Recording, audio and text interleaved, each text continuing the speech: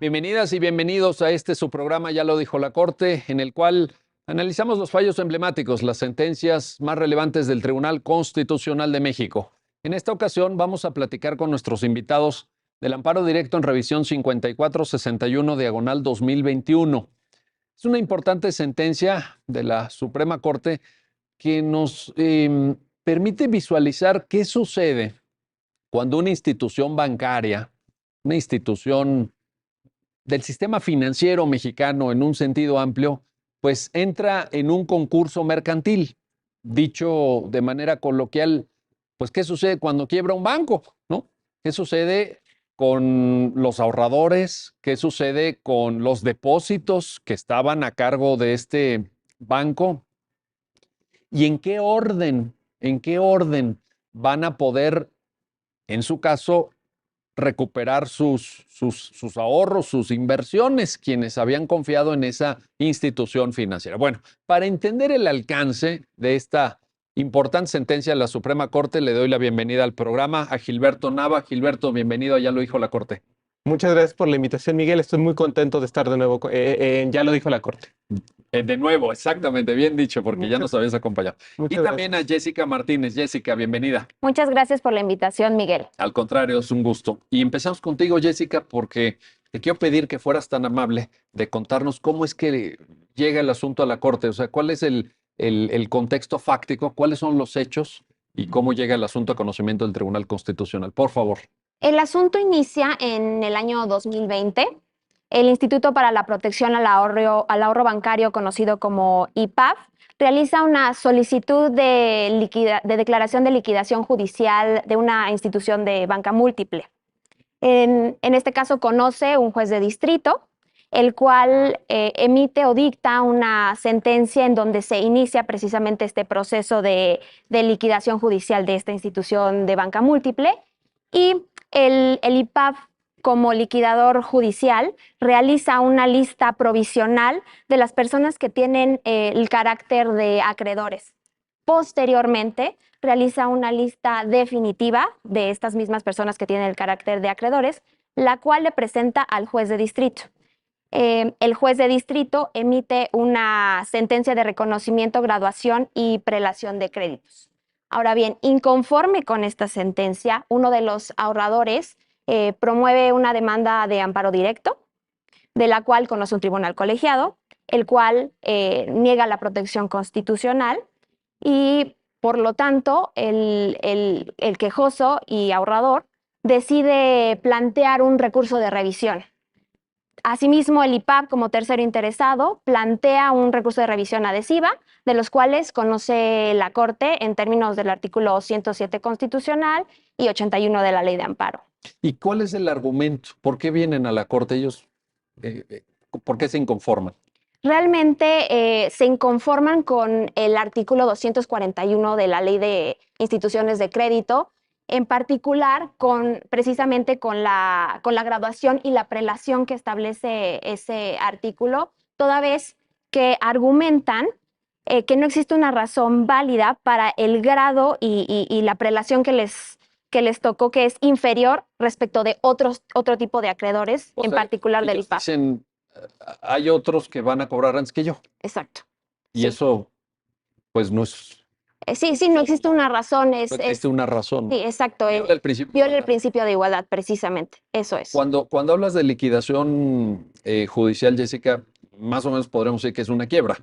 Sí. ¿No? El banco quiebra. El banco quiebra. Ujú. Y ahí viene la cuestión de la prelación en cuanto al orden de decir, bueno, y pues ahora sí, coloquialmente, ¿no? De quién va a cobrar primero Exacto. o quién va a recuperar primero sus ahorros, sus depósitos, ¿no? Los activos no son suficientes para cubrir el pasivo, y entonces se tiene que establecer un orden de cobro conforme a clasificaciones que hace la ley. Y está en la ley. Está en la ley, en el artículo 241. El legislador, de manera abstracta, antes obviamente que sucedieran los hechos a los que aludes, Sí. ya se había llevado a cabo esa definición. Ya se había llevado a cabo, sí. Muy bien. A ver, Gilberto, ¿por qué es importante discutir esto? En primer lugar, la gente que nos está viendo, que los está escuchando, probablemente se pregunte, oye, esto que dijo Jessica del IPAF, pues a lo mejor hay personas que ni siquiera saben que existe un IPAF, ¿no? Empezamos por ahí, Gilberto. ¿Qué es? Claro que sí, doctor. Mire, creo que lo más importante es que todos bien, estamos relacionados con el IPAP de alguna forma.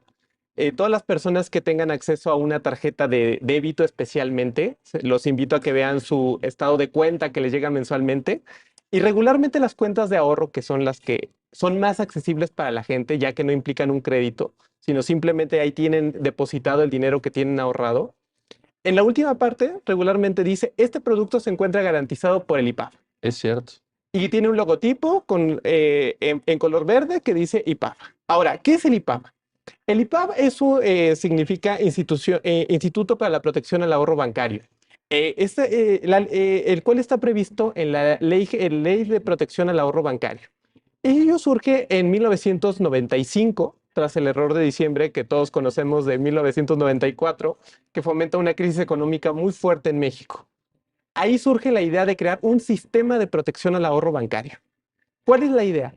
Que ante la quiebra de un banco, el cual fue más grave en el 94, que colapsa el sistema financiero, es que los ahorradores no se vean afectados, no sientan un perjuicio en su patrimonio a consecuencia del mal manejo de un banco o del propio sistema financiero.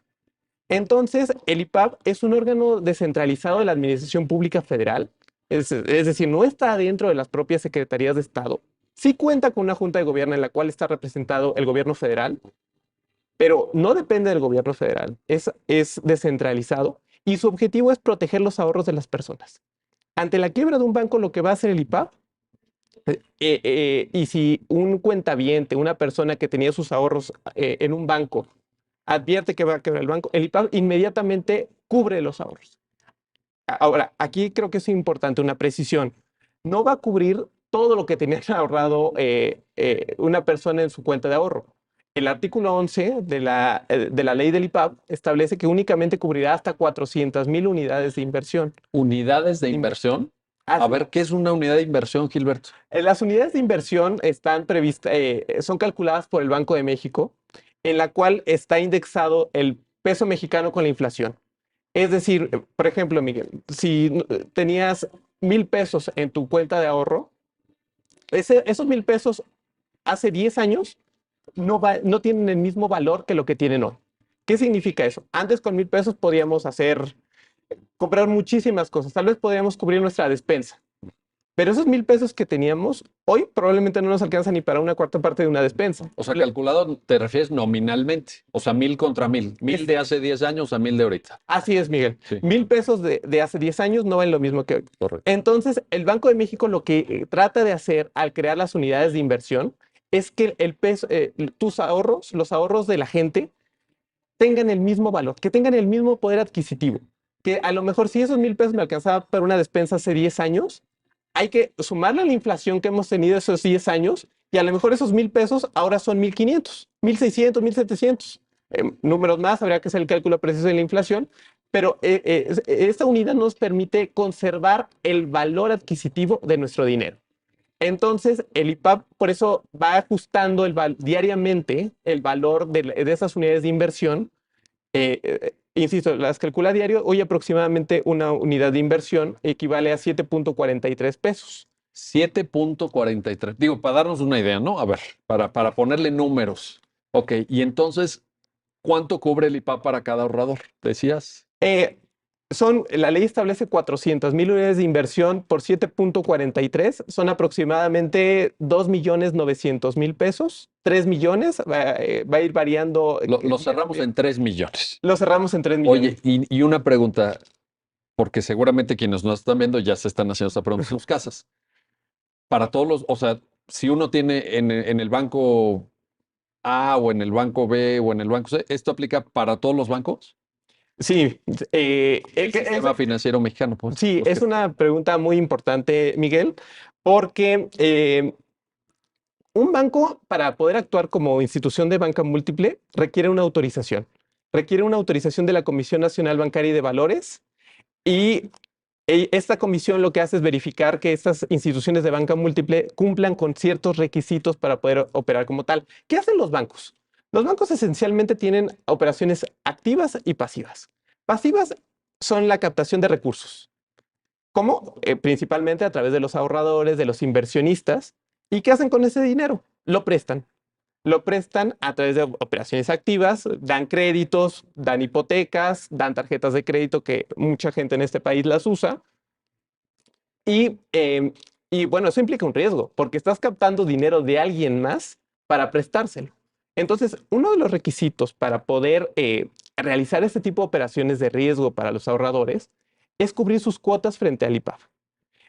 Los bancos tienen que pagar una cuota de aproximadamente es el 4 al millar de todas las operaciones pasivas que realicen. 4 al millar es todas las operaciones que realizan es por 0.004 de todas las operaciones pasivas que realizan, se lo tienen que dar al IPAB. Es una especie de prima en un seguro. Los propios bancos están pagando por una posible quiebra que el IPAB llegue a apoyar a sus ahorradores. Entonces, sí, los bancos tienen esta obligación de pago frente al IPAB a cambio de que el IPAB los cubra frente a sus ahorradores frente a una posible quiebra. Creo que podemos ver esto como un seguro. Entonces, tenemos un coche que nos costó X cantidad, pagamos un seguro, en caso de que algo nos llegue a pasar a nuestro vehículo, que nos lo roben, que lo choquemos, va a entrar el seguro a cubrir, ¿cierto? No cubre el 100%.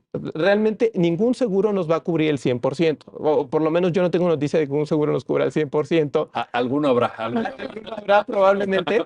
Pero la idea del legislador, cuando nace la ley de protección al ahorro bancario, algún legislador dijo, ¿y por qué no todo? ¿Por qué no cubrir el 100% de cada ahorrador?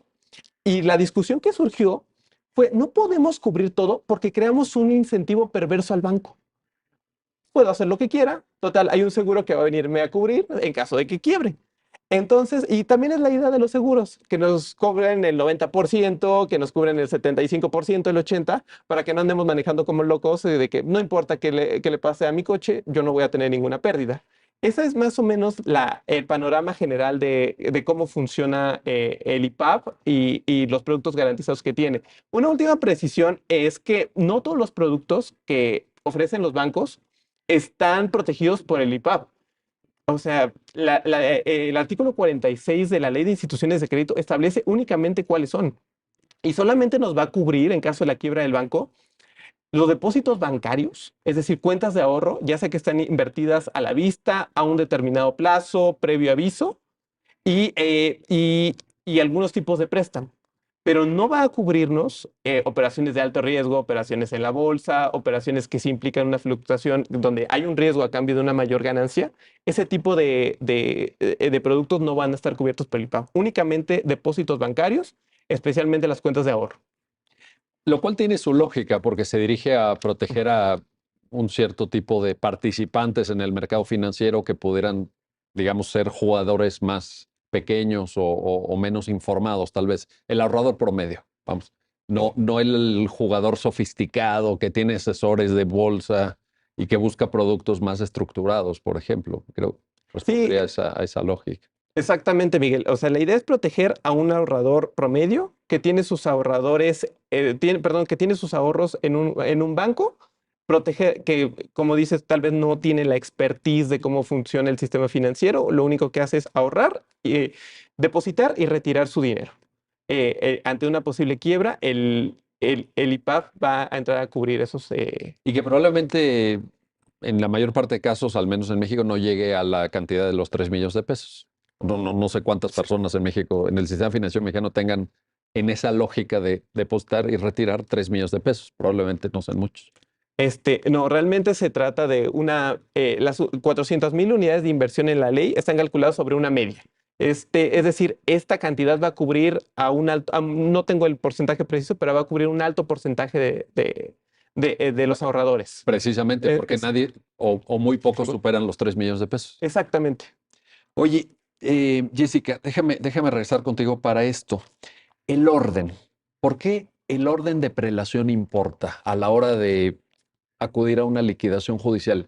¿Por qué no alguien podría decir, por ejemplo, oye, pues no sé, déjame pensar en esto, pues el que toque primero la puerta, o el que demande primero, o o el más necesitado, el que diga, oye, no, fíjate que ahorita lo que pasa es que tengo que liquidar mi casa o tengo que pagar la tarjeta de crédito, ve tú a saber. Y sin embargo, como tú misma nos comentabas, pues hay una disposición legal. Es el legislador el que dice, no, a ver, primero esto, segundo lugar, tercer lugar. ¿Por qué esto es importante? Claro, hay las clasificaciones que se establecen en el artículo y la prelación con la que van a ser pagados obedece a un beneficio social o un beneficio colectivo. Por ejemplo, los primeros que deberán ser pagados van a ser los créditos laborales.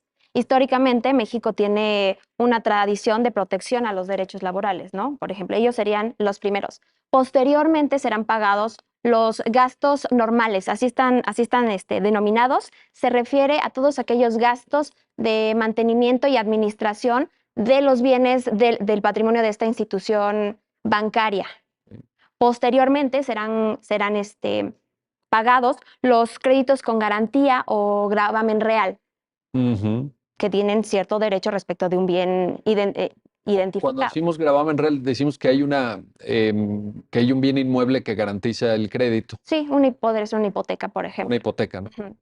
Y ahí, fíjate, la ventaja, Jessica, no sé si estás de acuerdo, es que, pues como tienes el bien inmueble, lo puedes vender y con eso pagar a los acreedores, ¿no? Efectivamente, así Esa es la ventaja. Sí. Y este acreedor tendría derecho al producto de la venta de ese bien en particular. Ujú, Entonces, correcto. también por eso se encuentran en un orden de prelación superior Tiene sentido, a ¿no? otros. Claro, Le tiene veo sentido. mucha lógica eso. Claro.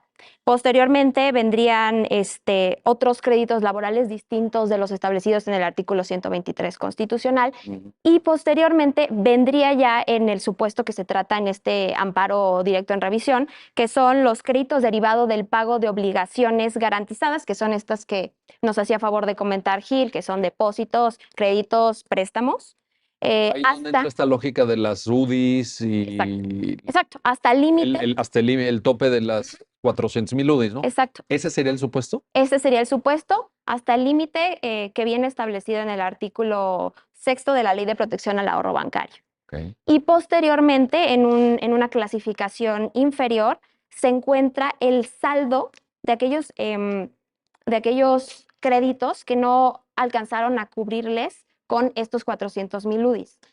O sea, si alguien, déjame preguntártelo así en términos muy coloquiales, Jessica. Si alguien tiene en una cuenta de banco, en ese banco que pasa a liquidación judicial, más de 3 millones de pesos, entonces ya no entra en el escalón anterior, ya se va al escalón posterior. Pensemos que alguien tiene 10 millones de pesos.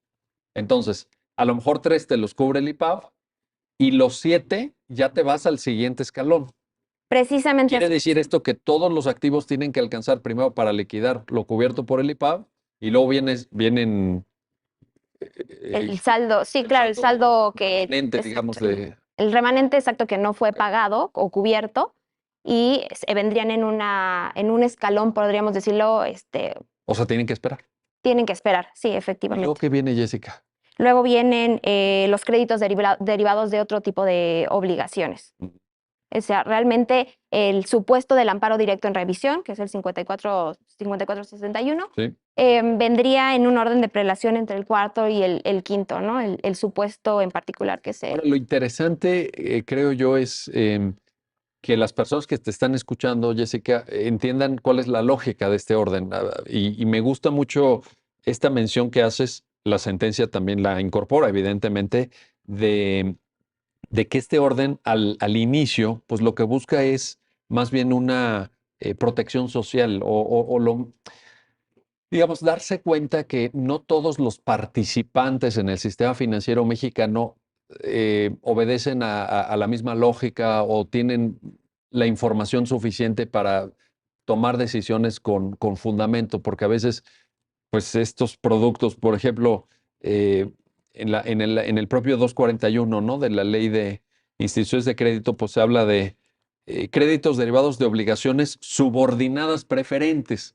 O yo no sé si el ahorrador medio, el ahorrador promedio, pensemos en un trabajador, en una trabajadora, que tiene un sueldo, digamos, normal, pues, sepa que es una obligación subordinada preferente. Y tampoco sé si sean tenedores de estas obligaciones. O sea, si vayan y le digan al gerente de su banco, oye, pues, ¿qué tienes esta semana en obligaciones subordinadas preferentes o obligaciones subordinadas no preferentes, que es la fracción octava, que es la siguiente, ¿verdad? Ujú.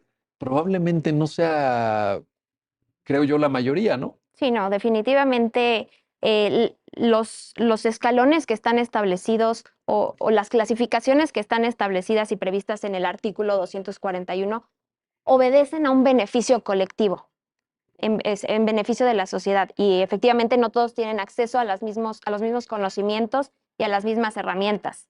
Por eso se protege principalmente a créditos laborales, ¿no? Que son el número uno. Sí, que ahí, pues siempre bueno, cuando nosotros estudiamos Derecho del Trabajo, siempre se nos decía, no, pues los créditos que tengan los trabajos son preferentes, o sea, van hasta Claro, arriba, ¿no? sí. Porque, bueno, pues obviamente, incluso tú misma lo citabas, está el artículo 123 constitucional, ¿no? Y la necesidad de que los trabajadores, pues en lo inmediato cobren porque, Claro. pues de eso viven. De Ujú. eso viven. Aquí ni siquiera estamos hablando de un ahorro, sino de la contraprestación por un trabajo efectivamente prestado. Entonces, pues si ya trabajaron, pues tienen derecho Claro. preferente a cobrar antes que otro. Yo creo que aquí está la lógica, pero qué bueno que ya nos lo aclaraste. Bueno, vamos a hacer una pausa, no se vayan, regresamos enseguida para continuar en este análisis del amparo directo en revisión 5461 diagonal 2021 con nuestros invitados. Regresamos. Ya estamos de vuelta, ya estamos de regreso en este su programa, ya lo dijo la Corte, para continuar en esta conversación con nuestros invitados. Estamos analizando el amparo directo en revisión 5461 diagonal 2021 e intentando, a resultas precisamente del razonamiento que la Corte hace en la sentencia, entender qué sucede cuando quiebra un banco. ¿Qué sucede cuando quiebra un banco? Cuando los adeudos de ese banco superan la capacidad de pago y por eso quiebra precisamente. Y entonces, pues, ¿quién viene antes para cobrar? ¿Y quién viene después? Y ahí estamos, Gilberto, ahí estamos. Pero aquí el asunto es que los ahorradores lo que impugnan es esta prelación a la que Jessica aludía antes del corte. Y dicen, oye, ¿y esto por qué tiene que ser así? Bueno, la respuesta podría ser, pues es que así lo dice la ley, pero ellos dicen, pues esa ley viola el principio de igualdad. ¿Por qué? ¿Cómo entender esta concepción de la igualdad, Gilberto? Claro que sí, Miguel. Creo que es importante partir de que la igualdad la podemos entender desde dos puntos de vista. Es un principio y es un derecho. Como principio, el artículo primero constitucional indica que, bueno, todas las personas debemos ser tratadas por igual. Está la igualdad bajo la ley y la igualdad ante la ley. O sea, a todos nos aplican las mismas leyes, todos tenemos las mismas reglas y debemos comportarnos de la misma forma frente a la ley. Y la ley nos trata igual a cambio. Y por otro lado tenemos la igualdad sustantiva, que es el mandato previsto al legislador para que no realice distinciones arbitrarias entre personas que se encuentran en un plano de igualdad. Es decir, que el legislador no vaya a discriminar a una persona en la ley que emite. Ahora bien, Y alguien podría pensar que ese es el supuesto, ¿no? exactamente, justamente ese es el planteamiento que nos hace la recurrente en este asunto, porque dice, es que este artículo 241, que establece, como bien decía la licenciada Jessica, que primero van los trabajadores, luego van las garantías reales con el fisco, y después van los ahorradores pequeños, los ahorradores grandes, etcétera, etcétera. El planteamiento que nos hace la quejosa es, bueno, yo soy un ahorrador que tiene más de 400,000 unidades de inversión, que mis ahorros superan esa cantidad. Y a mí me estás discriminando por dos razones. El planteamiento de la quejosa es, a mí me discriminas porque le das preferencia a los ahorradores pequeños sobre los grandes. Entonces a mí me estás discriminando por capacidad económica, porque yo tengo más, no tengo derecho a recibir todo lo que tenía. Me quedo con las 400,000 unidades de inversión. Y segundo, también me discriminas porque pones al IPAF, al Instituto para la Protección al Ahorro Bancario primero. A él lo pones en el grado 4 y a mí me pones en el grado 5. Entonces, primero va un ente del Estado y luego yo. Pero a ver, aquí nada más para entender esto, Gilberto, para quienes nos están escuchando. Pero no es que el IPAP cobre. O sea, ¿el IPAP cobra para qué? Exactamente. Ese es el planteamiento de la quejosa. Aquí lo que habría que mencionar es el IPAP no es el IPAP como tal, es el IPAP subrogado en millones de ahorradores pequeños en las obligaciones que esta institución bancaria en quiebra tiene frente a sus ahorradores pequeños. ¿Qué sucede con el IPAP? Como lo comentamos hace un momento, el IPAP es un seguro en el que, así como un seguro de coche nos cubre si chocamos a alguien o alguien nos pega en nuestro vehículo o nos lo roban, y el seguro llega a cubrirnos el daño que resentimos, el seguro tiene después la posibilidad de repetir, de voltearse contra quien causó el daño y decir, ahora me pagas a mí. Claro. O sea, en el caso de un vehículo, si aparece el vehículo robado, el asegurado no puede decir, pues me quedo con el dinero que cobré el seguro y con el coche. No, porque en teoría la aseguradora te está pagando el coche, entonces el coche de la aseguradora. Lo mismo pasa con el IPAP. El IPAP ante la quiebra es para que tú ya no estés en incertidumbre ahorrador, yo voy a llegar y voy a cubrirte todo lo que tenías. Pero a cambio, yo quiero todos los derechos de crédito que tú tenías frente a la institución en quiebra. El IPAP no se queda con el golpe, por decirlo de alguna forma, no resiente el daño. El IPAP se subroga, es la figura jurídica que opera en este caso, y por subrogarme significa la sustitución de una persona en otra. En este caso, como el IPAP llega a cubrir el daño que causó la institución financiera ante la imposibilidad de cubrir el monto que tenía frente a sus ahorradores, lo que hace el IPAP es cubre y al mismo tiempo es tú ya no juegas. Tú ya no juegas en como lo mencionaba la licenciada Jessica hace un momento, ya no juegas en el litigio porque tú ya no sientes ningún daño. Entonces el IPAP se subroga. Y es, ahora págame a mí lo que yo pagué por ti, institución bancaria. Ahora, esto es muy importante, Gilberto, lo que mencionas me parece fundamental para entender el análisis que lleva a cabo la Corte en aras a lo que Jessica apuntaba del mayor beneficio social. Es decir, obviamente el IPAF recibe en ese orden, en el orden de prelación que está establecido en el 241 de la Ley de Instituciones de Crédito, y cubre primero a los pequeños ahorradores en ese mayor beneficio social. Obviamente lo ideal sería que nunca quebrara ningún banco, pero esto es un supuesto ya extremo y no quebra todos los días un banco tampoco. Entonces aquí me parece que con esta explicación que nos acabas de hacer favor de compartir, pues queda muy claro que ahí hay una lógica social. Ahora, la pregunta sería si esto es o no compatible con el principio de igualdad previsto en la Constitución y de no discriminación previsto en la Constitución, ¿verdad? Y ahí es donde, Jessica, la Corte Mexicana, la Suprema Corte, entra en una especie de diálogo, déjame ponerlo así, con el sistema interamericano de derechos humanos, porque en la sentencia se cita la Convención Americana, se cita una opinión consultiva de la Corte Interamericana, en fin, puntos de vista que vienen del sistema, del derecho internacional de los derechos humanos. ¿Por qué es importante esto? Es importante, digo, primero que nada, el artículo primero constitucional prevé el derecho, que también es un principio, como bien señalaba el licenciado Gilberto, a la igualdad, pero también en su otro aspecto de no discriminación, ¿no? No discriminación por motivos de raza, religión, etcétera, ¿no? A su vez, el sistema interamericano del cual el Estado mexicano forma parte, establece en la Convención Americana también los supuestos y regula el derecho a la igualdad. Ahora bien, derivado de la reforma constitucional que hubo en materia de derechos humanos y el parámetro de control de regularidad constitucional que existe, obviamente para el Estado mexicano es fundamental lo establecido por la Corte Interamericana en esta materia.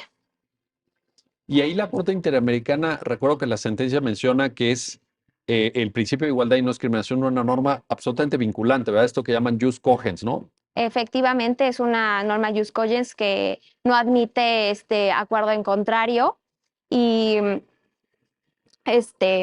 Por lo tanto, pues debe de ser observada por todos los estados independientemente de que hayan celebrado una convención o un tratado que prevea ese derecho. Es una norma que obliga a todos los estados a observarla. Es una obligación erga omnes, Pues es el grado más alto de protección. efectivamente. En el derecho internacional de los derechos humanos, digamos que estarían, si fuera una olimpiada con la medalla de oro, ¿no? Exacto, precisamente.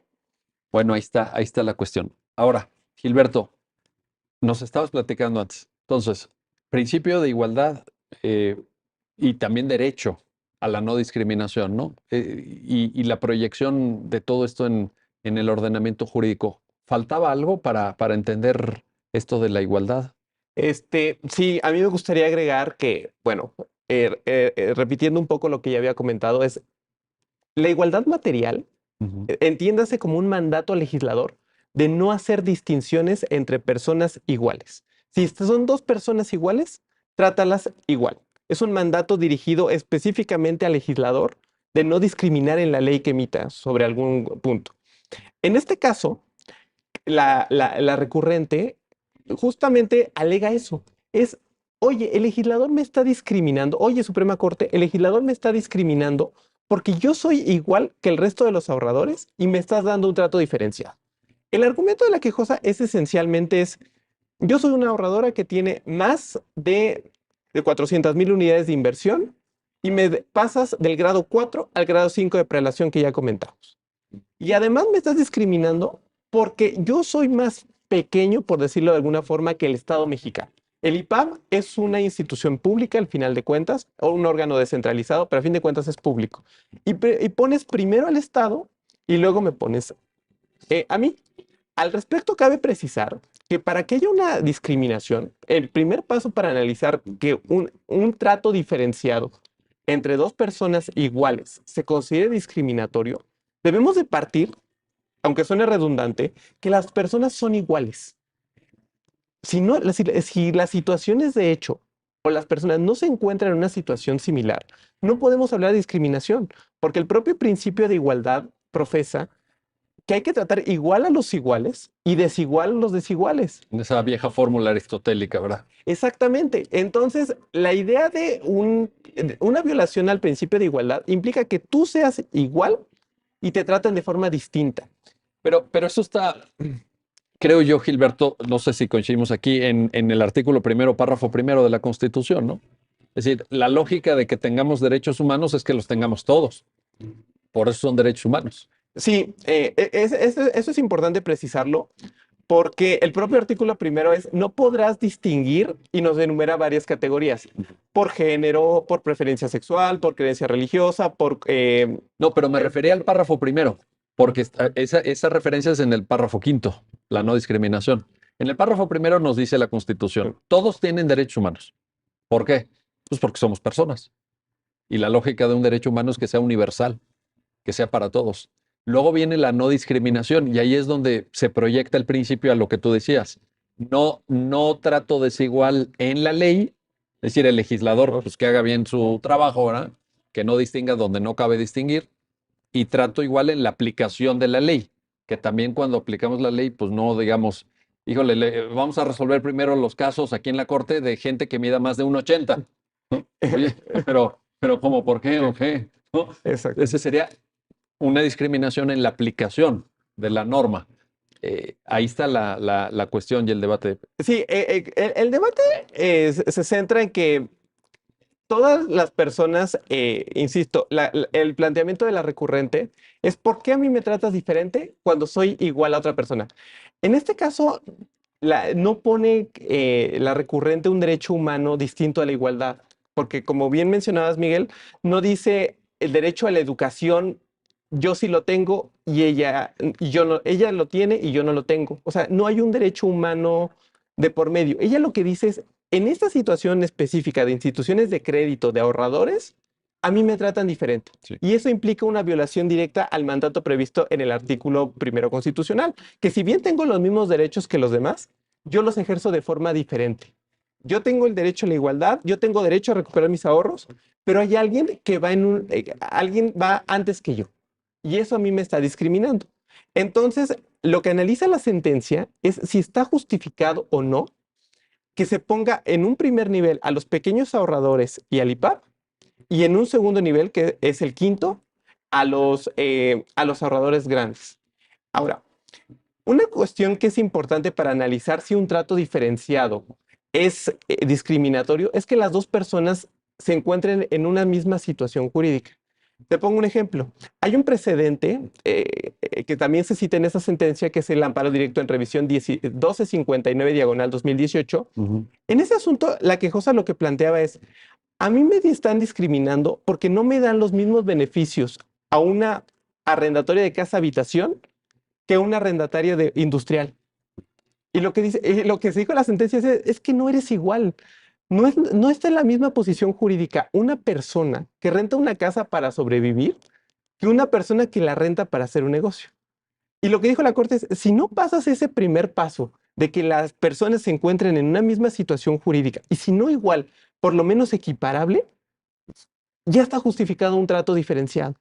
Y la segunda condición para este primer paso es que tú, si estás en la misma posición que una persona, en la misma posición jurídica, es que tengas un trato diferenciado. ¿Qué es lo que analiza esta sentencia? Sí, todos los ahorradores son iguales. Los pequeños y los grandes se encuentran en la misma posición frente al sistema financiero. ¿Por qué? Porque los dos tienen dinero ahorrado. Tú a lo mejor tienes un peso más, un peso menos, pero todos están en la misma posición jurídica de ahorrado. Y lo que concluye la sentencia sobre este punto es: pero no hay un trato diferenciado. El seguro es igual para todos. A todos se les cubre 400,000 unidades de inversión. Todos ahorradores, todos con 400,000 unidades de inversión. Entonces, son iguales y no hay un trato diferenciado. No podemos hablar de discriminación.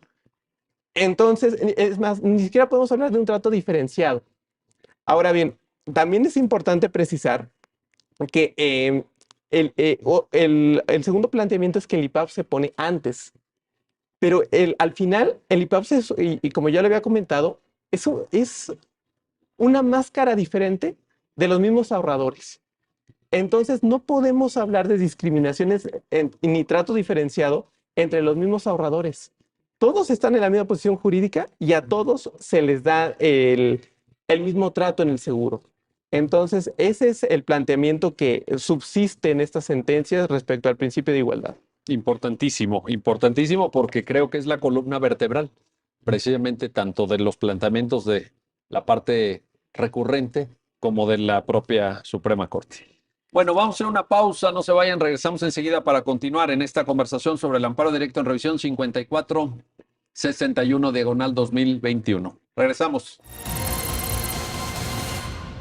Ya estamos de vuelta, ya estamos de regreso para continuar en esta conversación, en este análisis con nuestros invitados sobre el amparo directo en revisión 5461/2021.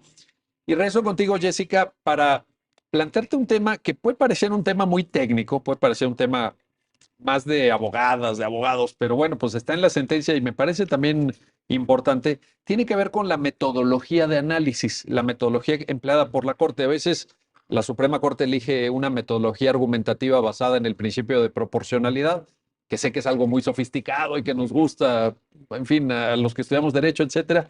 Pero aquí da un giro metodológico la Corte, como lo ha hecho en otras sentencias, por cierto, y dice: no vamos por proporcionalidad, vamos por niveles de escrutinio. Incluso menciona una escala triádica de intensidades. Esto, para quienes nos están viendo, para incentivar que lean la sentencia, para que se vayan a la fuente del conocimiento, que siempre es muy importante. Cuéntanos esta metodología. ¿Por qué la usa? ¿En qué consiste? Como mencionaba mi compañero licenciado Gilberto, primero que nada, el primer paso que hay que hacer cuando una persona alega que se ha violado el derecho a la igualdad es precisamente analizar si son iguales y si existe un tratamiento diferenciado. Una vez que superamos este juicio de igualdad, habrá que ver bajo qué parámetro está dándose ese trato diferenciado. A partir de ese parámetro, se establece esta escala triádica, estas intensidades de aplicación precisamente del principio de igualdad. hay un escrutinio débil, intermedio y estricto. A ver, escrutinio débil, intermedio y estricto. Ahí es donde está la escala triádica, ¿verdad? Exacto. Ok. El escrutinio estricto, que es el escrutinio más poderoso o más fuerte, se justifica o se utiliza cuando estemos ante uno de los supuestos establecidos en el artículo primero De la Constitución. de la Constitución, ya sea, como comentábamos, raza, género, religión, ese tipo de... Todos lo que está descrito ahí, ¿verdad? Estoy viendo aquí religión, opiniones, preferencias sexuales, condiciones de salud, condición social, discapacidad, edad. Sí, exacto. O sea, estos son conocidos como los criterios sospechosos sobre los cuales la Corte debe de tener mucho más cuidado y tiene mucho más margen para analizar si la medida legislativa viola el derecho y el principio de igualdad. Casi estaríamos ante una presunción de inconstitucionalidad. Sí, o sea, sin adelantarnos tanto, pero podríamos decir que sí, hay que tener mucho cuidado cuando se esté ante estas categorías sospechosas. ¿Y el escrutinio débil? El escrutinio débil, bueno, primero que nada está el intermedio, ¿no? Que es importante. Vamos al intermedio. El escrutinio intermedio es importante porque aquí el trato diferenciado se fundamenta en una categoría sospechosa, sí, pero en beneficio de un grupo que históricamente haya sido que no cuente con privilegios y... Un grupo vulnerable. Vulnerable, exacto, esa es la palabra. Por ejemplo, las acciones afirmativas en favor del género femenino, por ejemplo. Ese sería un tipo de discriminación. Estás usando el género, categoría sospechosa. Es una categoría sospechosa. Pero para beneficio de un grupo históricamente discriminado. Exacto. Correcto. Exacto. Y posteriormente pues se encuentra el escrutinio débil, el cual únicamente, ante esta medida legislativa, únicamente se necesita justificar un fin constitucionalmente válido y que la medida sea idónea para lograr este fin constitucionalmente válido. Estaríamos en un supuesto en donde al legislador se le da un amplio terreno. Exacto. De diseño de su política pública o de su política legislativa, etcétera. Efectivamente, hay mayor ámbito para que el legislador se mueva y juegue con las distintas piezas. En escrutinio débil, lo que se pide es que no exista en la norma de rango legislativo una contradicción manifiesta o evidente con alguna norma del bloque de regularidad normativa, ¿no? Exacto, sí, que no exista obviamente estos parámetros diferenciadores como son las categorías. Bueno, porque ahí ya no entraría. Claro, ya no. Débil. Ya exacto. Ya estaríamos en cualquiera de los otros dos, correcto. Precisamente. Correcto, muy bien. Ahora, una vez que tenemos esto, Gilberto, en la sentencia, okay, ya la Corte dice, ¿sabes qué? Vámonos por esta metodología, que pudo haber sido otra.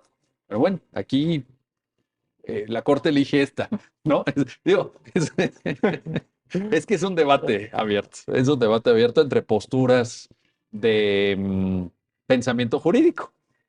Porque luego dicen que el pensamiento teórico no cuenta y que lo importante es la práctica. Todos lo hemos escuchado, ¿no? En las redes sociales que dicen, no, a ver, ¿para qué leen libros de doctrina? Y no es que aquí lo importante es la práctica. Pues sí, pero vean cómo en la práctica se reflejan las coordenadas teóricas que uno trae, ¿verdad? Y pueden ser más propicias o proclives al principio de proporcionalidad o a los niveles de escrutinio. Para quienes nos están escuchando, y ustedes lo saben muy bien, el principio de proporcionalidad es más usado en el derecho europeo. Tiene un origen en el pensamiento alemán y los niveles de escrutinio son más propios de el derecho norteamericano, con aquella famosa nota a pie número 4 de la sentencia Carolyn Products de principios del siglo XX. Pero bueno, finalmente la Corte optó por esto. Ok, ya que se tiene esta metodología, ¿cómo se aplica al caso concreto? Este es el punto fundamental de la sentencia, Miguel. ¿Qué es lo que hace la sentencia?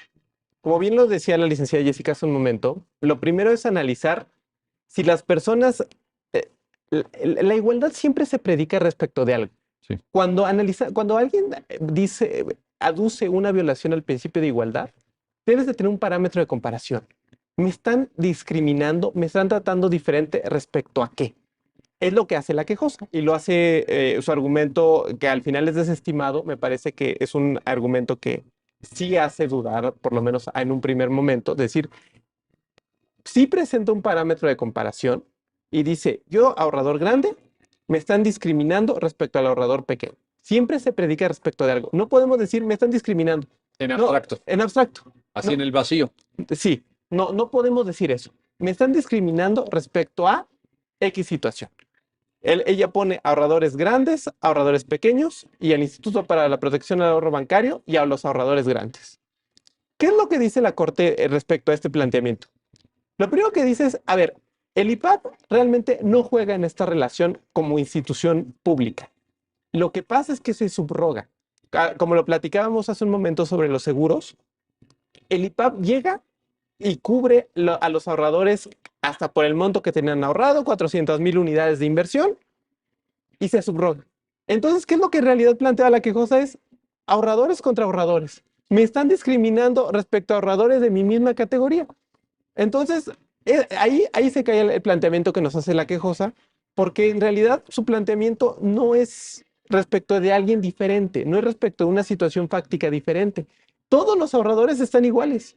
Todos los ahorradores tienen menos de 400,000 unidades de inversión y todos los ahorradores tienen los mismos derechos frente al sistema financiero.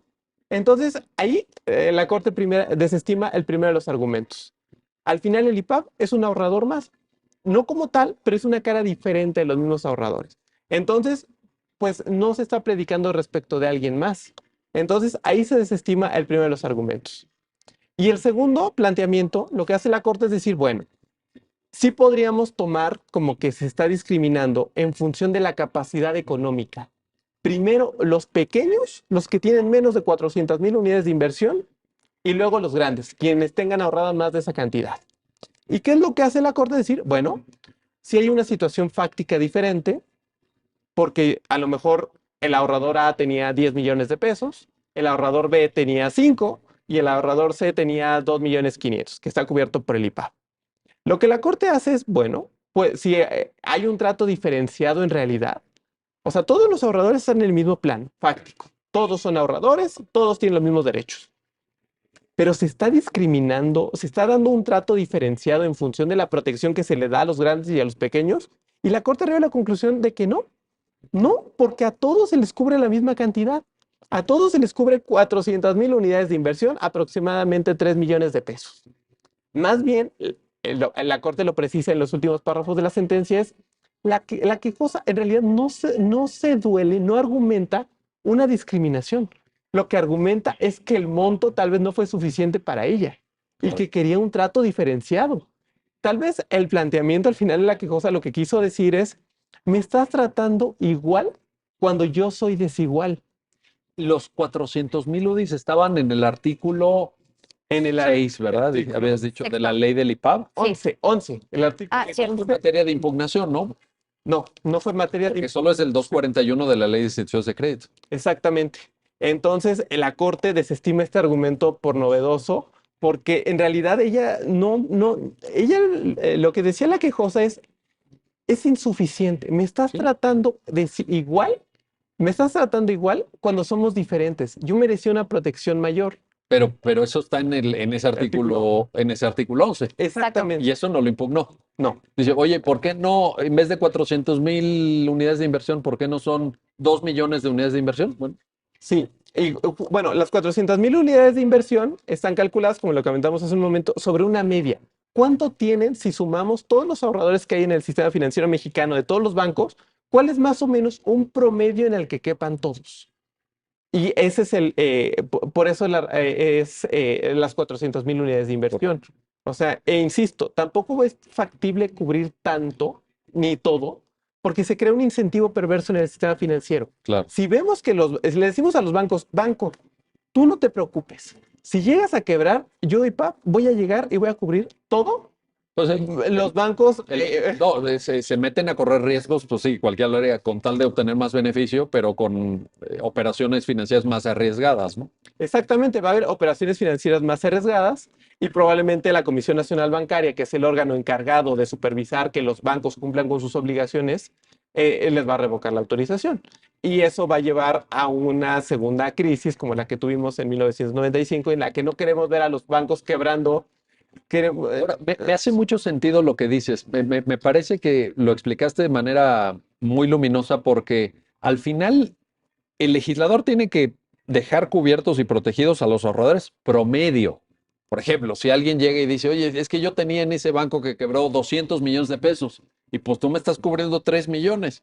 Bueno, mire, su situación es excepcional, pero no por una situación excepcional vamos a generar, digamos, una cobertura como esta que indicas o vamos a maximizar el riesgo en operaciones financieras o incluso vamos a pedir que la propia institución financiera tenga mayor cobertura en ese 0,4 al millar, lo vamos a pasar a 0,5 para efectos de poder cubrir a quien tiene 200 millones de pesos. Pues, no tiene ningún sentido, ¿no? Sí, y sobre la misma línea también estimo importante precisar que puede ser que haya un ahorrador que tenga menos de las 400,000 unidades de inversión, dejémoslo en números redondos, que tenga ahorrado 1 millón de pesos, pero en operaciones de alto riesgo. Que las entonces tenga. ya serían lo de estructurados, no preferencia. No sé ni qué quiere decir eso, pero bueno, sí suena como de eso que tú dices. Exactamente. O sea, si son operaciones que en las instituciones accionarias hay operaciones de alto riesgo. Oye, yo tenía 1 millón de pesos, IPAB, cúbreme. No, el IPAB va a decir no, porque esta es era una operación de alto riesgo y es de las obligaciones no garantizadas. Bueno, claro, el IPAB no, en su caso irán formados en la fracción 7 o en la 8 del 241, ¿no? O sea, no es que dejen a esos ahorradores descubiertos de manera total, lo que pasa es que van a llegar al final a ver qué alcanzan.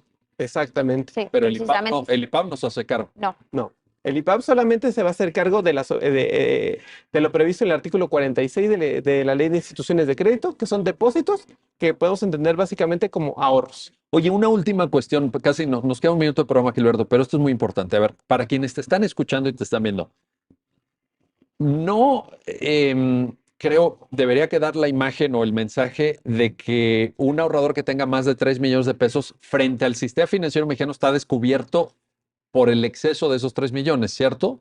O sea, si tú tienes 10 millones y quiebra tu banco, no quiere decir que del 1,3 millones al 1,10 millones no vayas a poder recuperar. Lo que pasa es que te pasas al siguiente escalón. ¿Es esto así? Exactamente. El IPAB, como lo dice la sentencia, va a cubrir a todos los ahorradores. Sea que tengan más de los 3 millones o menos de los 3 millones, va a cubrir hasta 400,000 unidades de inversión.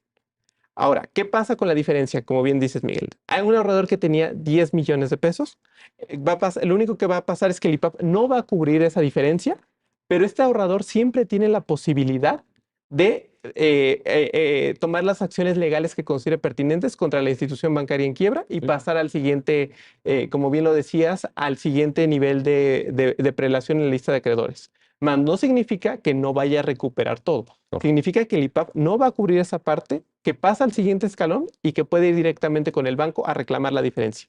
Qué bueno que lo aclaraste para que le digamos a la gente que está en el programa que sigan ahorrando, aunque ya tengan 3 millones, que sigan ahorrando y que de todas formas el sistema jurídico mexicano, en sentido amplio, no el IPAF, el sistema jurídico mexicano da una respuesta para el remoto caso, esperemos que no suceda nunca, pero bueno, puede llegar a pasar porque ya pasó en el remoto caso de que su institución bancaria quiebre, pero no es un mensaje el que está enviando la sentencia en contra del ahorro, ni en contra de tener pues una cantidad tan sustantiva como pueden ser 4, 5 o 10 o los millones de pesos que sea en el banco. Esto que precisas es muy importante y casi nos sirve para despedir el programa. Gilberto Nava, Jessica Martínez, gracias. Gracias a los dos por ayudarnos a entender esta importante sentencia y gracias a usted que hace posible su programa, ya lo dijo la Corte, en el cual analizamos los fallos emblemáticos, las sentencias más relevantes del Tribunal Constitucional de México. Hasta pronto.